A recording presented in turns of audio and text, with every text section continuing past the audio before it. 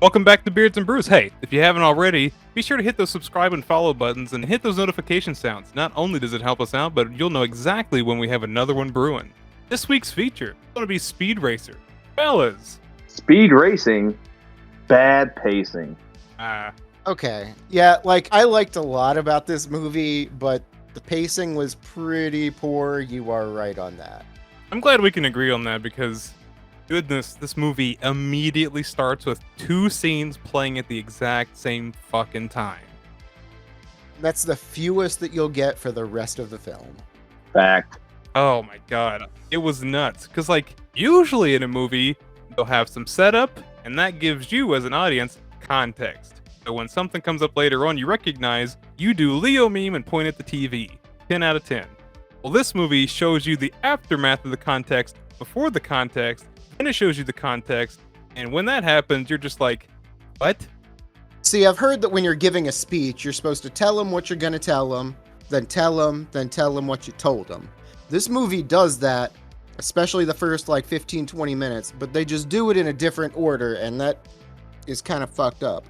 It's very, I'll say, interesting in the fact that you watch 20 minutes of this movie and you go, I've just watched the entire movie.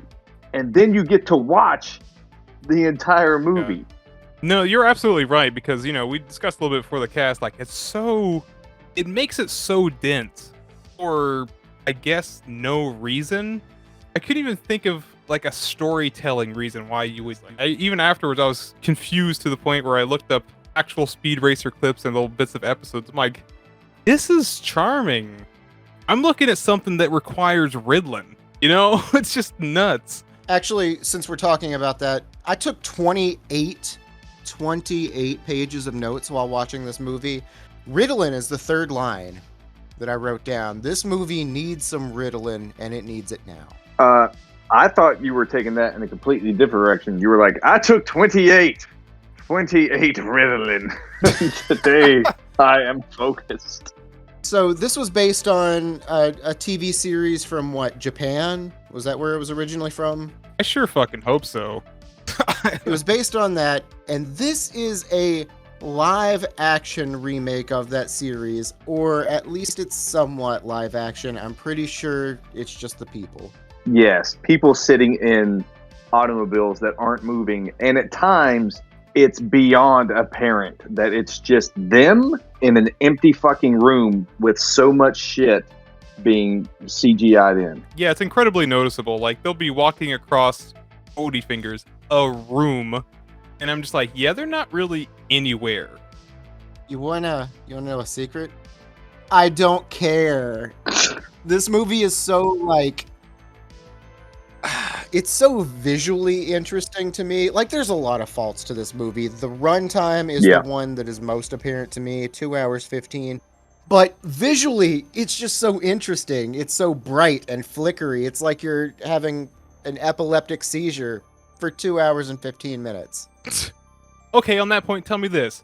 If it's so visually appealing, then why the fuck even have a plot? Why even have characters at all? Just give us more of that schmutz, the schmaltz, whatever you want to call it, and just zap my eyes like lasers with more rocket cars. Just fuck it. Just go at it. See, that's the difference between how I watched it and how you watched it. I believe I was in a totally different mind state whenever I watched it, and thus the colors completely superseded anything that had to do with a plot or character development or anything like that. None of that matters. It's all about the colors. I'm with you on the colors, all right? But every time that they were on Rainbow Road and cutting to these almost cyberpunk-esque billboard signs and different things like that, the flashing colors do, in fact, spark joy. I like that. It was making me happy. And then every time we got to see the little boy and the chimpanzee creating random havoc that just reminded me of some 90s fucking sugar-filled sweet commercial, I went, yeah, all right, let's do this. It's just any which way but speed or something. That fucking chimp slings shit. He throws shit in a man's face. He does. He does. That's something that we're going to get to a little bit later. This movie is rated PG, and it, I'm not just talking about the poop. But yeah, there's that. This movie's fucking dark for a PG rating. I get that. It certainly is. There's some heavy shit, but like it treats that heavy shit and actual shit with this weird form of unintentional levity. It's just like, my boy's dead. Whatever, I guess.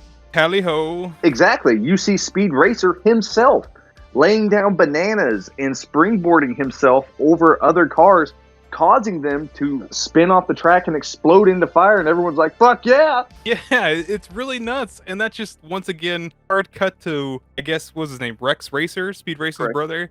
He's walking out of the house, and it's supposed to be this kind of heartfelt moment where he's just detached from his family. He just has to do what he has to do.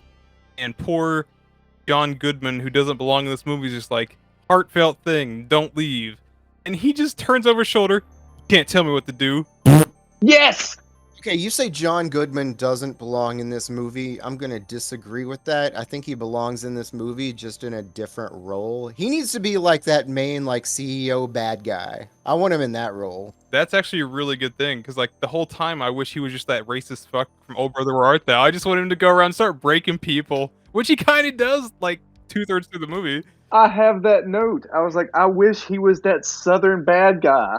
Like, I just want that in here, because this movie, for what it is fucking extreme. And for them to have that character would fit perfectly, almost like how in Wild Wild West you have, you know, the fucking racist dude in the wheelchair.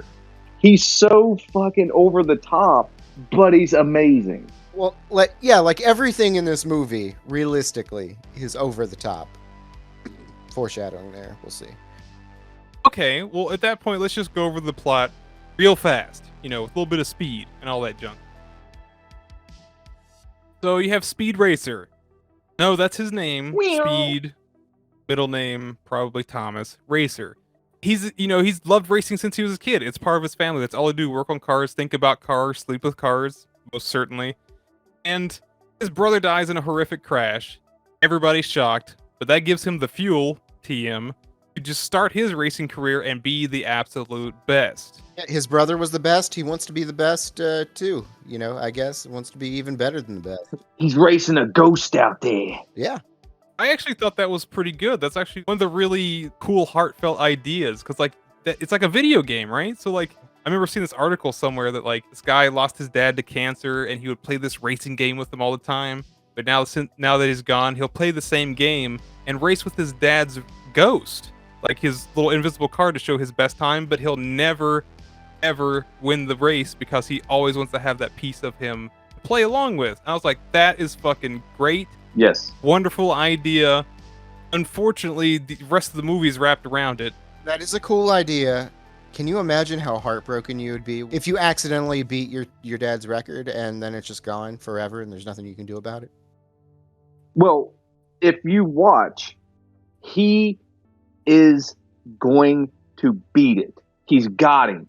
And he sees that he's got him. And he's like, and he hits the brakes and he lets it go on and win. Even by a split second. But that way it's still there. I would fucking tell you right now, this could have been a very charming, very poignant film had it been about him addressing the loss of his brother, getting better, beating the record, and then at the end, you know, passing him up, surpassing him because he is better, but being okay with deleting that because, you know, he's always got his brother regardless. Here's a thought that I have, though. Anytime there's like a heartfelt scene, Emil Hirsch and his father, Speed Racer and his father or his mother, or, you know, you flash back to look at something with his brother, I don't care. I don't care about the plot at all. I just want to see the pretty colors. Give me the pretty colors. Yes. Chandler's over there like, hey kid, you got them Red Sox? Yeah. Yeah, get in the car. And I'll tell you, I still don't know the significance behind those Red Sox that he is wearing. Evidently, they saved his life because he had them on. Because this movie's fucking screenplay was written on a fucking crayon map you get at IHOP. It's fucking ridiculous. Okay, here's a novel idea from me. Take this movie, but because there's so much just mashed into every scene and everything, make it a TV series. It would totally work. Ooh. Because, like, in this 2-hour, 15-minute movie, there's at least 4 hours of content, you know? Yes. They were okay. I know we're getting off subject of the plot, but again, back to the pacing. Every fucking 5 seconds in this movie, you were, again, to Chandler's point, being bombarded with visual stimuli. There's so much shit going on between the mafiosos, the corporations, the good guy cop racers, Speed Racer and his family, his love interest and her shit. And this stuff never stops coming at you. Taking notes. If you look down at your paper to write, by the time you look back up, you have to take a second and go, what did I miss? Because in that 4 to 6 seconds, so much has happened. Yeah, no, you're exactly right about that. And it's ridiculous, like, because it robs you of time, geography. I had no clue where we were sometimes, because it would just be there, then here, and then flashback in the middle of flashback, but we're also still racing, and all this is happening at the same time, and God forbid somebody kill the fucking editor, because all those swipes with characters going by was giving me fucking dementia. No, I'm into that. All the swipes, the editing. Nah, fuck it. That's cool. That's stylization. I'm into it. Regarding geography, though, one thing I have to say about that is there is no place on this geographical Earth where you can go from what looks to be the middle of like the Australian outback, just going off Fury Road, to like being 30 seconds later at the top of the Matterhorn. And then in the most dense city you have ever seen. Exactly. It literally felt like I was playing Cruisin' USA before I walked in to watch Speed Racer. Oh. No, yeah, I got Cruisin' USA vibe. I got like San Francisco Rush vibes, yeah. Road, flashy thing. Road, flashy thing. Oh, by the way, there's a love story. Road, flashy thing. It's 100% like the live action movie of Mario Kart on like All Cup Grand Prix. And so you're getting all the maps randomly, just like, where am I? Dry desert? Oh, fuck, I'm over at Peach Beach now? Okay, I guess. Yeah. At least Rainbow Road has the courtesy to let me fucking die. There's a little bit more to it than even just that. It's like Mario Kart, but some of these cars have weapons. There's a little bit of like Twisted Metal in there too.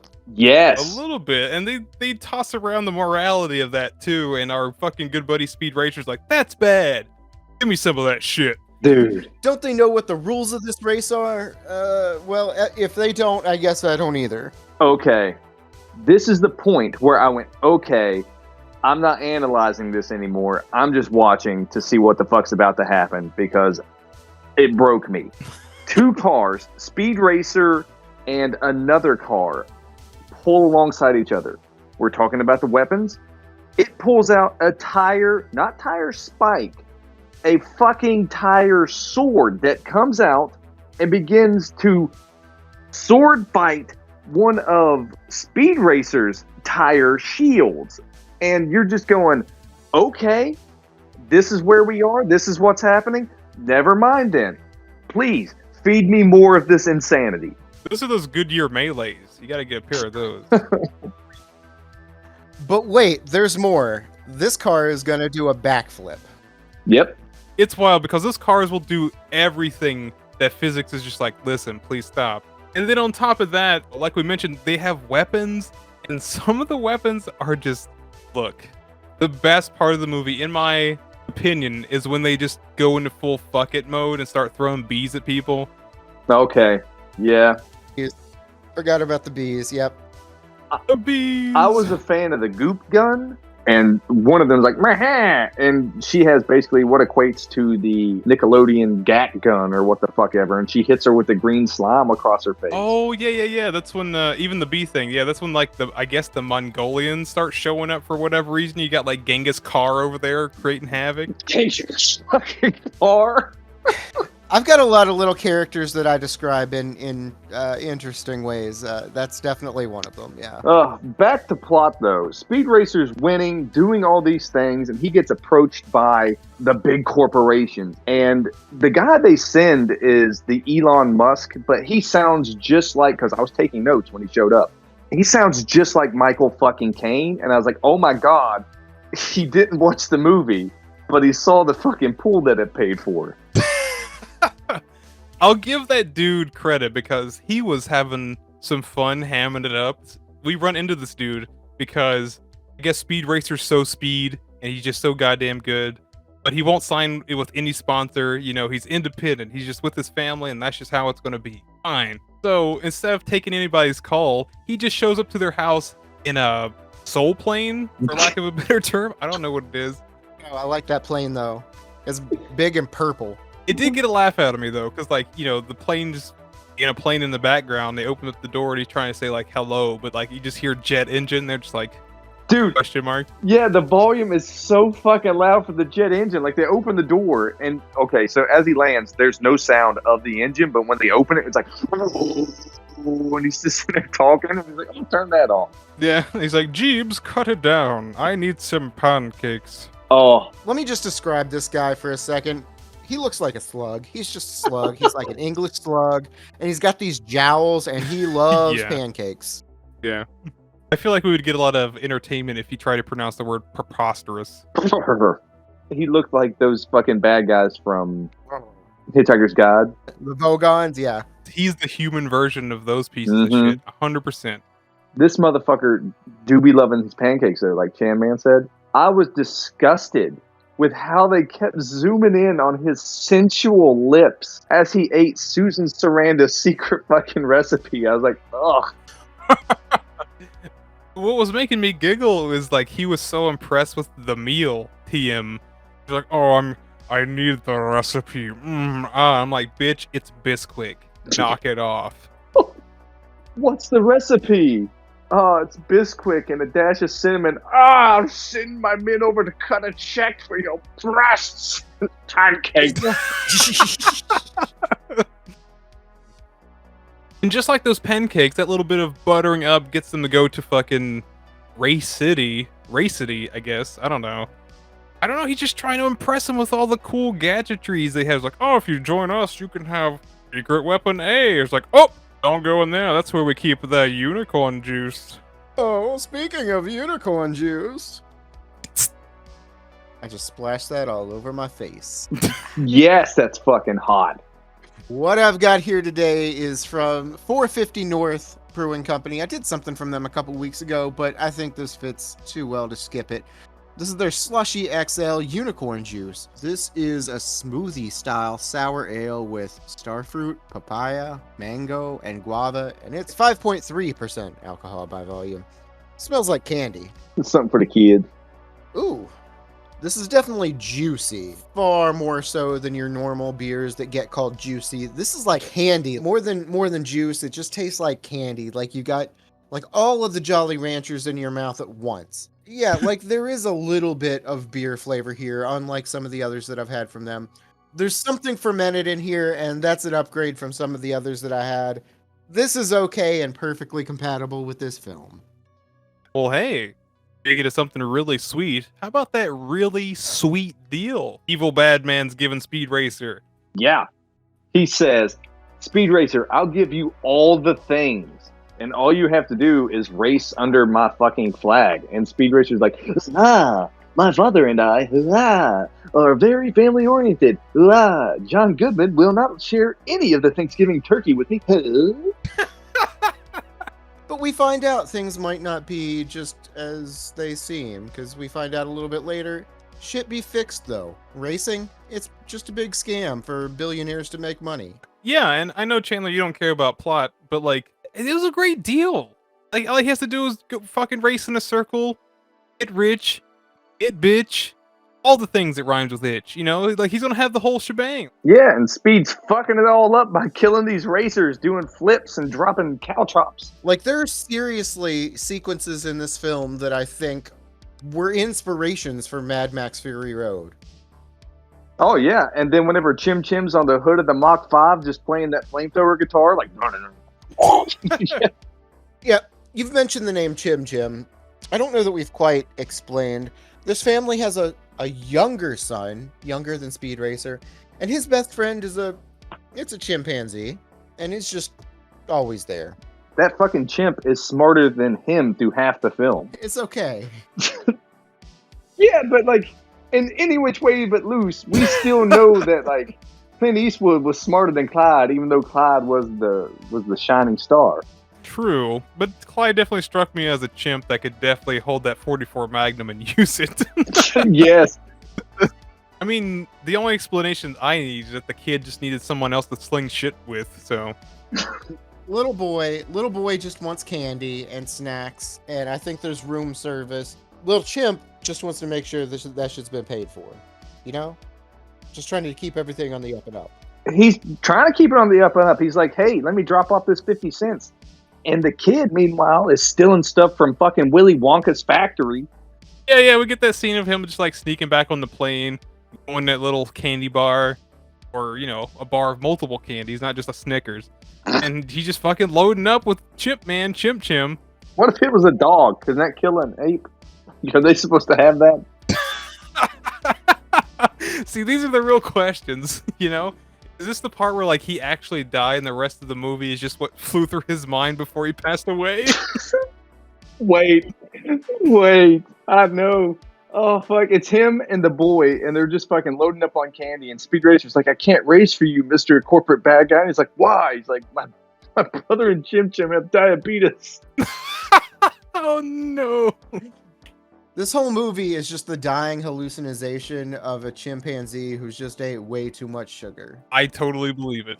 How else could you quantify such just, like, seemingly random horseshit all at the same time? Yes. So we get the fucking scene where he crosses the finish line. Speed Racer won.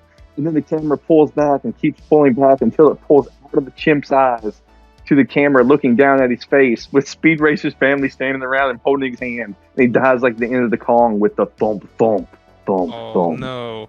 But what's bad about that is that, like, in universe, just before they pull a cover over the chimp, they don't say he passed away or expired. They're like, Chim crossed the finish line. Ooh.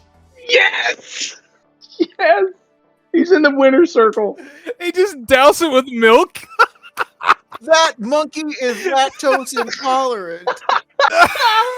You can't kill him twice, unlike your brother. Oh. Spoilers, but it doesn't fucking matter because it's not a spoiler. Everybody knows. You're like, that's his goddamn brother.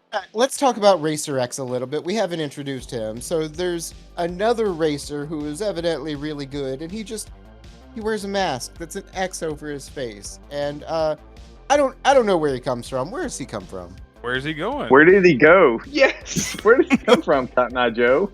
Is that what the mask is made of? Cotton? Is that what they call Yes. it? Cotton? He's gotta breathe. I mean, you gotta be comfy. Like, the rest of his outfit was just X-Man. Yes, he's Cyclops from the early X-Men comics. It's exactly that same fucking getup, except for he has a pistol on his hip, and he talks like Batman. So he's like, "Where were the other races going?" You think he talks like Batman? I'll tell you who I think he talks like. And actually, I haven't looked it up. It might be the same guy. Like, to me, he sounds just like the guy who's like the vegan police in Scott Pilgrim, who's like, it's milk and eggs, bitch. Oh, the Punisher? Thomas That's Jane? hilarious. Yeah. Yeah, I don't know. One of those two guys. Well, he's out there punishing people in this one, too. It's not Thomas Jane. It's the dude from Lost. But, like, he's straight up murdering people, too. Like, Dude. In the movie, briefly, they show, like, some contestants have, like, this jelly they get wrapped in when they wreck, so they safely just bounce off the track and totally not into an oblivion or anything. But, like, they show that once, maybe twice. Everybody else is exploded. Literal explosions. We even get treated with Racer X in particular to a flashback of his backstory of him spinning around with his Racer X car, and it's dual fucking Browning machine guns mounted on the front that shred an entire big rig, sending it into a heap of blue flame, and he's just like, "Spy hunter, bitch." Nice. To be fair, that tractor trailer also had some like Tommy guns or shit like coming out of it. It suddenly became the 1930s again. Oh, by the way, there are mobsters on board, and this entire room just looks like a mafioso office from The Sopranos. Yes. Straight up, like, there's some shit going down. They're like trapped in there or something. I thought this was just a regular ass room. Dude, I thought they were in a fucking like skyscraper complex. Yeah, something you thought they were just still in one location, and then fucking Cyclops runs up and starts making a mess of things. You're like, wait a minute, what? Turns out it's a vaporwave convoy. I gotta say, whenever they're sitting there, and I was confused that it was an actual home of some sort, because later they even show them holding that same Asian fella out the window, like they were going to drop him out the window, and I was like, but wouldn't they just be dropping him on the side of the road? And they already did that once, and he was fine. And I guess that's supposed to spark with the audience a little bit of intrigue. Like, why'd they toss this seemingly okay man on the side of the road? Why did they almost chop his whatever off with some paranters? Who knows? Oh yeah, that's like we were talking about this being a dark PG. They about y'all know what's gonna happen with some piranhas, right? Are you asking us that or the audience? Leave in the comment section below. Dude, I love how that was. Bitch, I got piranhas. The struggle and acceptance. Well, you know what bad guys do with piranhas when they have a guy that they have captured, right? They're gonna do that, except in a PG about a guy who was a speed racer. And all the mobsters just look vaguely like U.S. presidents. It was throwing me off. Like the big baddie, he's like looking like LBJ behind the desk. He's got Martin Van Buren as his like left-hand man. Like I was just going nuts over this for whatever reason. You got Eisenhower back there just with a Tommy gun. Ike, get on it! He's like, don't worry about it. I'm about to punch this bitch to 60. So, yeah. Well, speaking of continuing to subvert our expectations, like, you know, they threaten him with the piranhas, they threaten his sister, whom we'll meet later on, but they toss him out because of the scuffle with X-Man chasing behind him. In the firefight, the piranha tank got a hole in it. It's a firefight? Yeah, the piranha tank got a hole in it, and evil Lyndon Baines Johnson is like, listen, Martin Van Buren, whatever president of the United States, I'm going to need you need to stick your dick in that hole. He's like, whoa, what? And the piranhas then continue to eat his finger off. He gets to keep the bone. Viciously. There's a fucking wafts of blood coming up in the tank. See how good you drive with skilly hands. Me. Line from the movie Speed Racer 2008. This literally has a moment, though, of how you were talking about the editing and the wipes. This wipes to a fucking anime in-universe cartoon show that's both deplorable and amazing at the same time. And the child sitting there eating cereal watching it. And then we get a fucking 90s television commercial of them kung fu fighting on the couch. Anytime you've got a scene with the kid and the chimpanzee, it's just okay. Like, I'm fine with it, but it doesn't need to be there. I get that. But also, it's just chaos. It's nuts, and it doesn't really add up to anything. It's not like, you know, it's like a little bit of Not at all. foreshadowing or anything clever. It actually just cuts to Susan Sarandon walking in with them titties, and then like for some reason the kid looks like 6 foot tall. I'm like, what? Oh, it's because he's standing on the couch. They just didn't show me that. Oh, okay, confusion averted. Thanks, Wachowski. Well, they wanted to focus on what was important. Susan Sarandon's titties. Yeah, they had to get the stars in the shot. But yeah, for a movie that's 2 hours and 15 minutes long, they spend way too much with these little, I mean, they're basically commercials. They're not advertising anything, but they're basically just little interruptions of the actual film just to show some like goofiness with the kid and the chimp. Yeah. But you said that they don't foreshadow. They do. They show that the child and Chim Chim have grown up watching this show with kung fu fighting, and we can only assume that Speed 2 has not cruise control, but Speed as well has watched these cartoons, because he later gets into a kung fu fight and is extremely skilled. Yeah. I guess maybe everybody in the family is like a secret speed ninja, except for the guy with the orange hat, whom is vaguely Sam Rockwell, but not really. The dude that's banging Susan Sarandon.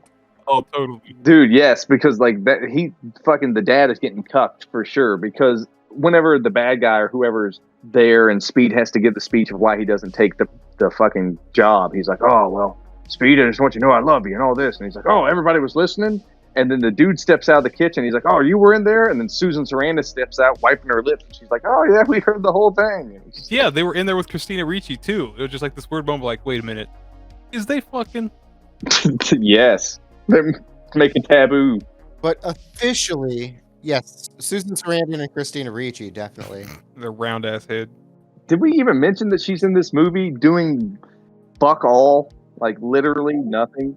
The movie doesn't even mention that she's in this movie. She's literally in the background for the first hour. Yeah, like the first time we actually see her character, it's actually as a child, and it's played by a very young Ariel Winter. I don't know if you guys knew that.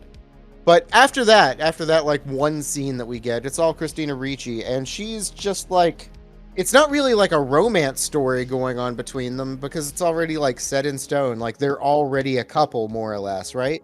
Yeah. I thought you were going to say it wasn't any kind of romance because Speed Racer loves his car and fuck all to do with Wednesday over there.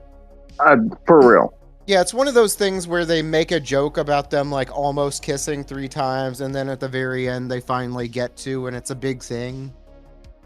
Look, she just needed to hurry up and grab his gear shift, put it into third, and then fucking just take it right up the tailpipe. Yeah, like I assume that, like, what does that kiss at the end even mean? These two were adults who have known each other since they were children. I assume they've been dating for years. They've probably gotten past first base. I don't know about that. Me and the missus were actually just rattling that in our brains for a long while because the way the chemistry, finger quotes again, goes on through this movie, it kind of feels like they've been together forever. Yeah. But like the kiss that they've been kind of like teasing us with feels like their first kiss. Maybe old Monkey's just been back there cock blocking him the whole time. Just karate chopping his dick away. Oh, no. Oh. Like, I know there's a big race at the end, and I think there's a second big race. There's 2 big races. Do they matter? I mean, no. Kinda, I guess. The second race happens because they try to assassinate Asian Man again, but they're just like, wait a minute, Christina Ricci looks Asian Man enough. Let's just put her in the cockpit. Nobody will notice. And they have some sort of deal going on just so they can have him win, you know, the old shake and bake. And that's the idea. But then we go on an excursion across the globe. All the way across the globe in about an hour and a half. Around the world in 80 laps. God damn. I like it. We were talking about the Asian guy who I just realized he just looked like fucking Rufio. He gets tossed out, whatever reason. There's a ninja attack. John Goodman, it zooms in and shows that at some point he was like world's strongest man or some shit. He helicopters a man like a pizza dough, like the way you would spin a pizza dough. And it spins everything out of this man's pockets. Yes. I'm going to say, I thought that was a good bit. I was like, oh, look at that. He's got all these knickknacks flying out and almost killing people, and no one's taking cover, even after this has happened for the 6th time. Yep. We find it great because it's finally the John Goodman we want to see. Just him beating the shit out of minorities. Yes. He's like, you call that a ninja? I ain't seen a ninja like that since I was down south. Oh, no. Christina Ricci was like, was that a ninja? More like a nanja.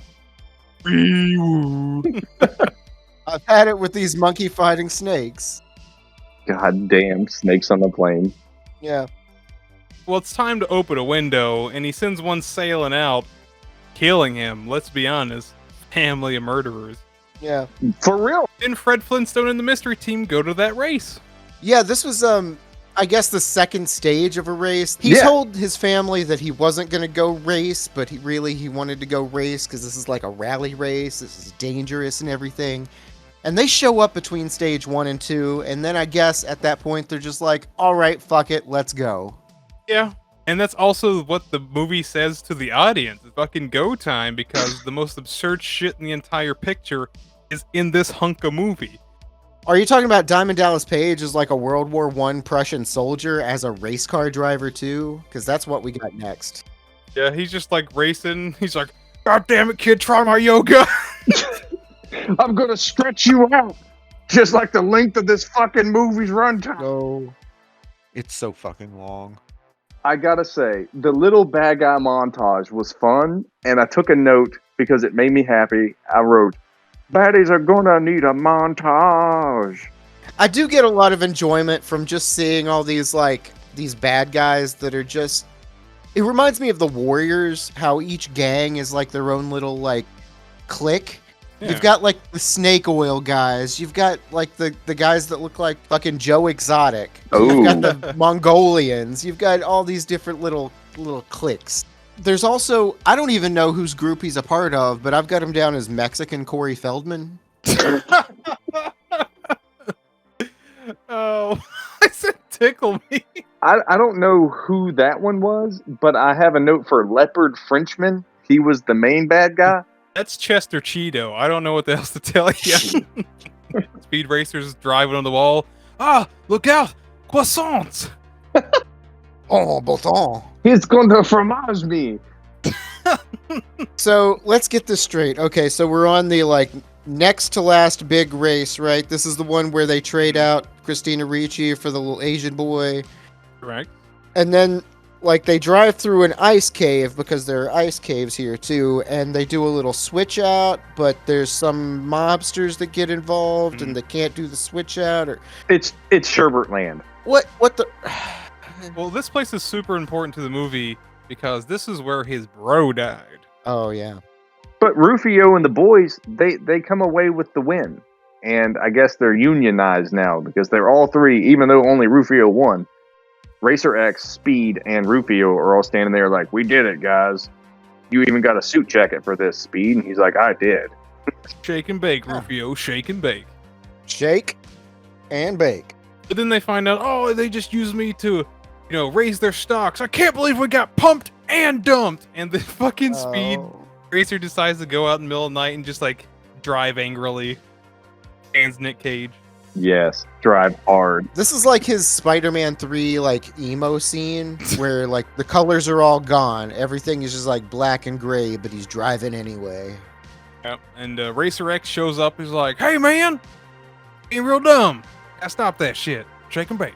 He's like, oh man, you're my brother. And he goes, I'm not your brother, dude. And he takes off his thing and he's like, oh my God, who are you? He goes, I'm the Magic Man. Now you see me? Now you don't. We gotta talk about this because I laughed so fucking hard I cried. We're all thinking he's his brother.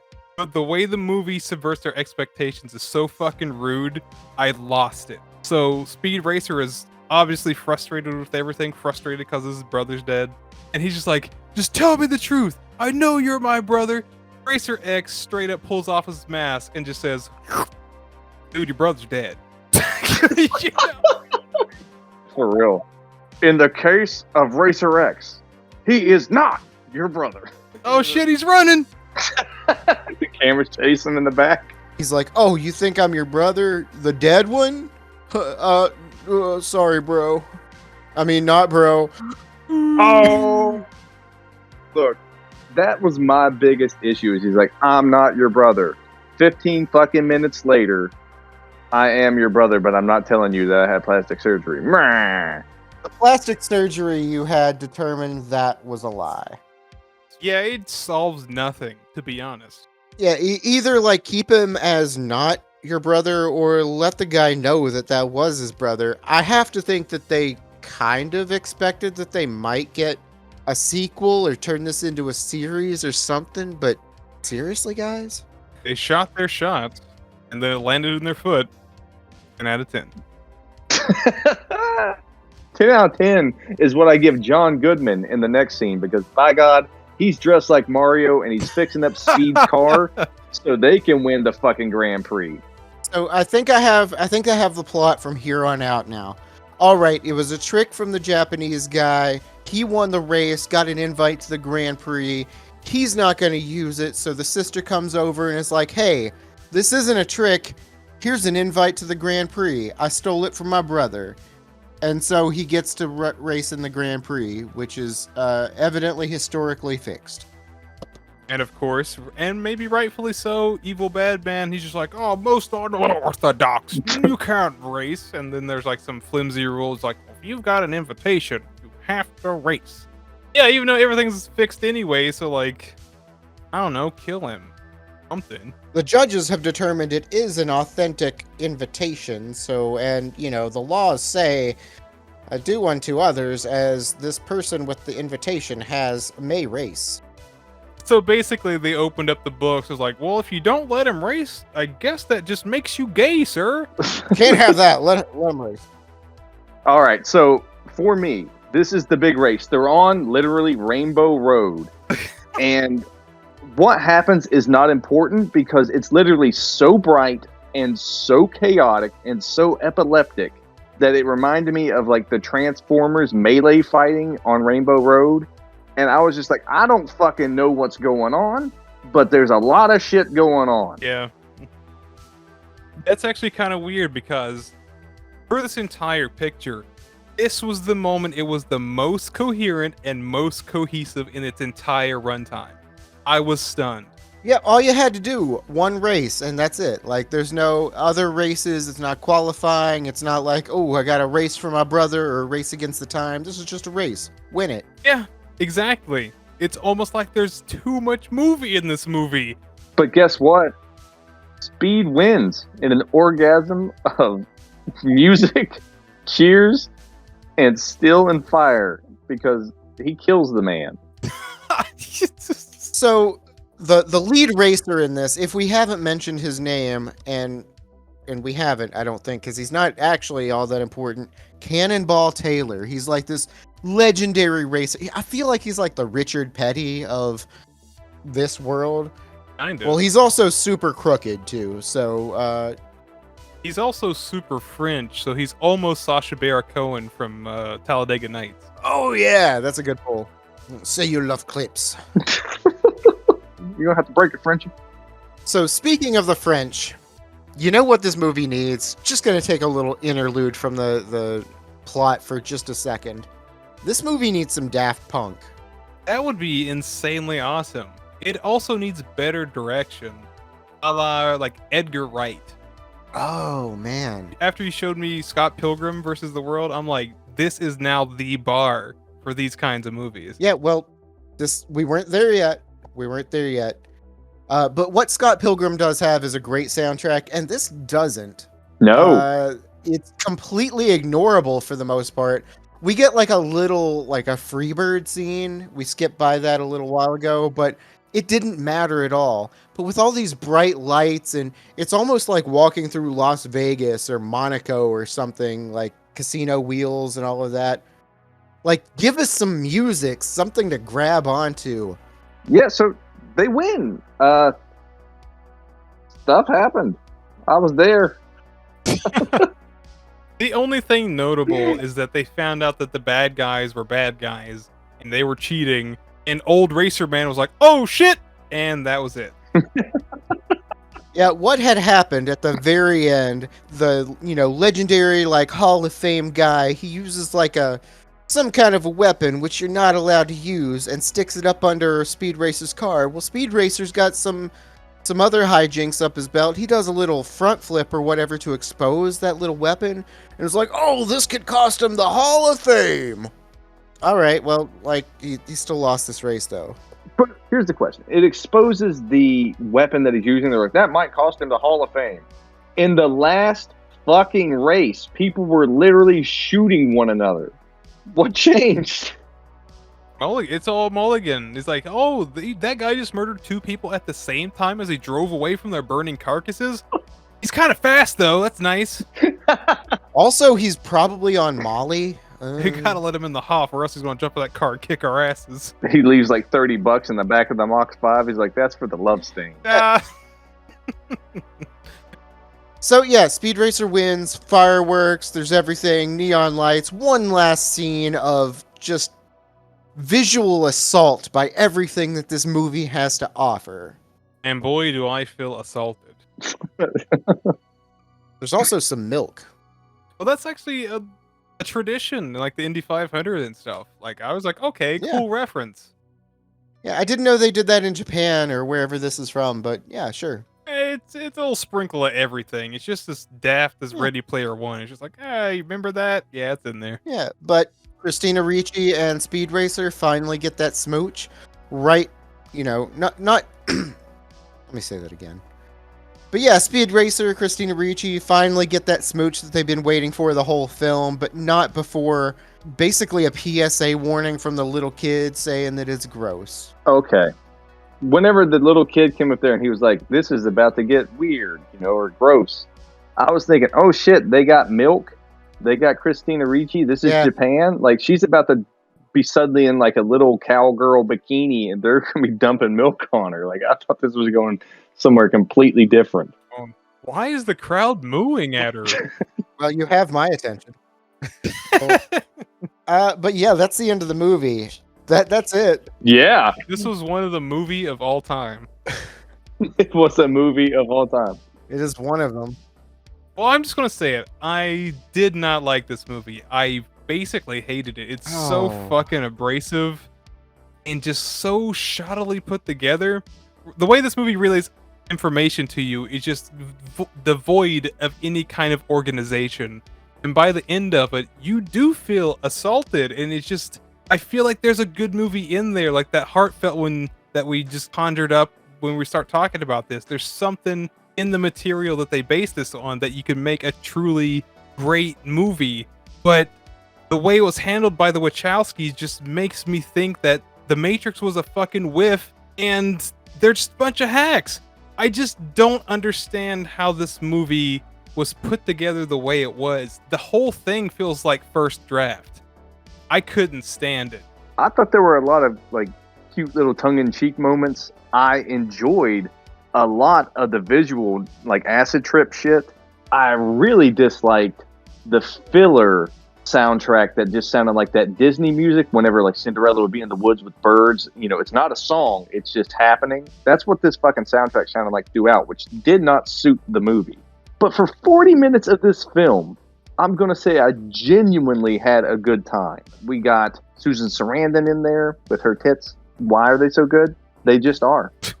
A monkey throws shit on a man. I got to see that on the big screen. So I'm in. I won't watch it again, but marvelous. My main thought walking away from this is, can you guys imagine if this movie was only 90 minutes long? It'd be so good. But it's not. There's an extra 45 minutes of just stuff in here that doesn't matter. Just play the pretty lights, put on the pretty colors, do that stuff, and I am having a great time. Honestly, like, it took some guts to make this movie the way that it is. To adapt a Japanese, is this anime? Do they call this anime? To adapt this to a live action, I guess, film, man, that was a gutsy move. And I can't really do anything other than praise the Wachowskis for just having the balls to do this. That's all I got. Well, there you have it. That was Speed Racer. If you have any strong feelings about the movie or the show, leave it in the comment section below. Make sure to hit the like and subscribe buttons too. Be sure to hit the little bell icon so you don't miss what we've got brewing up next. Get out there and follow us on social media. Instagram, Facebook, Twitter, Reddit. We got it all. You can find us also anywhere podcasts are available. If you're not listening, you fucking should. If you don't give us a shot, we're going to have Chim Chim. Like, just pop out the trunk of someone's car, maybe yours, maybe someone else's. You could be a Walmart picking up some fucking cat litter. Bam, trunk flies open. Chimp shit right in the face. Nothing you can do about it.